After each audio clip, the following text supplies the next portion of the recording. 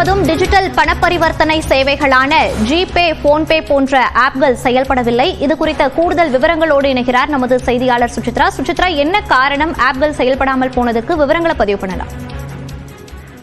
கடந்த சில மணி நேரங்களாகவே இந்தியா முழுவதும் கூகுள் பே, போன்பே உள்ளிட்ட யூபிஐ பணப்பரிவர்த்தனை செயலிகள் என்பது பணியாற்றாமல் செயலிழந்துள்ளதாக தற்பொழுது அதிகாரப்பூர்வ அறிவிப்பை தேசிய பணப்பரிவர்த்தனை ஆணையமானது அதிகாரப்பூர்வமாக தெரிவித்துள்ளது. சில தொழில்நுட்ப கோளாறுகள் காரணமாக அனைத்து சர்வர்களும் முடங்கியுள்ளதாகவும் அதனை சரி செய்யும் பணியில் தற்பொழுது NCPA, அதாவது தேசிய பணப்பரிவர்த்தனை ஆணையமானது ஈடுபட்டு வருவதாகவும் தற்பொழுது தகவலை அதிகாரிகள் தெரிவித்திருக்கிறார்கள். என்ன காரணத்தின் அடிப்படையில் இது முதற்கட்டமாக இது முடங்கியது என்ற ஒரு அதிகாரப்பூர்வ எந்த ஒரு அறிவிப்பையும் NCPA அதிகாரிகள் வெளியிடவில்லை என்பது மிக முக்கியமாக பார்க்கப்படுகிறது.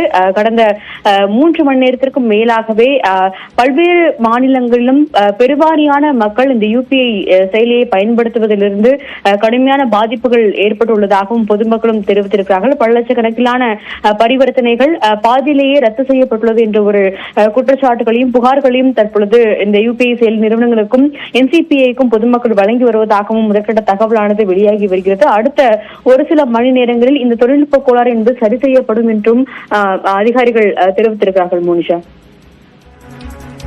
விவரங்களை பதிவு செய்தமைக்கு நன்றி சுசித்ரா.